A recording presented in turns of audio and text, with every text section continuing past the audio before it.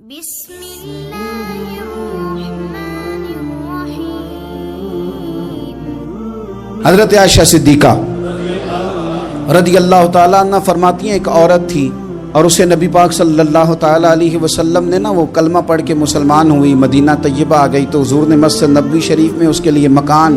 ایک سادہ سا کمرہ ساتھ مسجد کے بنوا دیا، وہیں رہنے لگی۔ اکثر وہ سیدہ طیبہ کے پاس آتی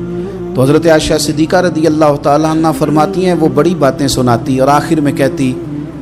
وہ ہار والا دن بھی بڑا عجیب دن تھا اور میرے رب کی قدرتوں کا دن تھا، وہ بھی بڑا عجیب دن تھا۔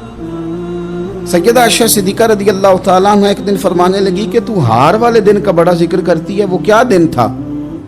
تو خاتون کہنے لگی اماں جی وہ دن تھا جب میرے رب پر بھروسہ اور مضبوط ہو گیا، جس دن میرا اپنے رب پر توکل اور بڑھا، میرے ایمان میں یقین میں اور پختگی آئی۔ کہنے لگی میں ایک گھر کی کنیز تھی، نوکرانی تھی، اس گھر میں ایک بچی تھی جس کے پاس سونے چاندی ہیرے جواہرات کا ہار تھا۔ اس زمانے میں چمڑے کے اوپر لوگ ہیرے جواہرات لگاتے تھے، کئی دفعہ سرخ رنگ کے چمڑے پہ لگائے جاتے تھے، وہ بچی پہنتی تھی تو کہتی ہیں وہ بچی کے اس نے اتار کے رکھا یا اس سے گرا وہ ہار تو چیل اسے اٹھا کے لے گئی گوشت سمجھ کے اور میرے سامنے اٹھا کے لے گئی۔ گھر والوں نے مجھ سے پوچھا، یہ بخاری میں موجود ہے، گھر والوں نے پوچھا مجھ سے کہ وہ ہار کہاں ہے تو میں نے کہا چیل اٹھا کے لے گئی۔ گھر میں کچھ چوری ہو جائے تو سب سے پہلا الزام کس پہ لگتا ہے؟ ملازمین پہ۔ کہتے انہوں نے مجھے بڑا مارا، بڑی تکلیف تھی، حتیٰ کہ میری شرمگاہ تک کی تلاشی، میری عزت اتنی خراب کی میں بتا نہیں سکتی۔ میں نے اپنی زندگی میں ایک واقعہ دیکھا، ایک امیر گھر میں چوری ہو گئی، ملازم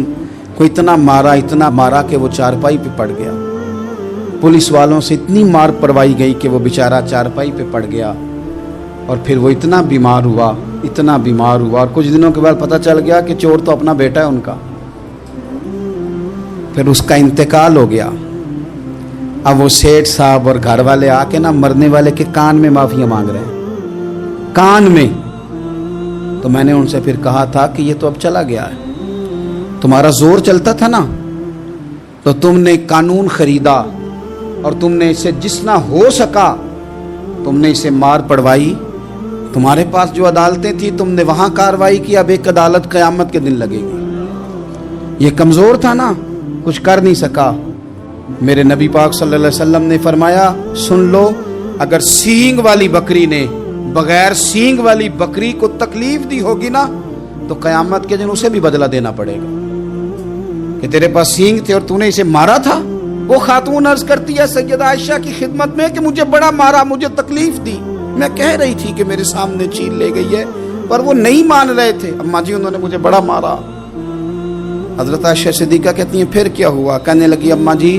جب کوئی میرا مددگار نہ رہا، مجھے تکلیف دے رہے تھے، رسوا کر رہے تھے، تو میں نے اپنے رب سے مدد چاہی، میرے رب کی طرف میں نے توجہ کی، میں نے کہا مالک اب تو ہی میرا مددگار ہے۔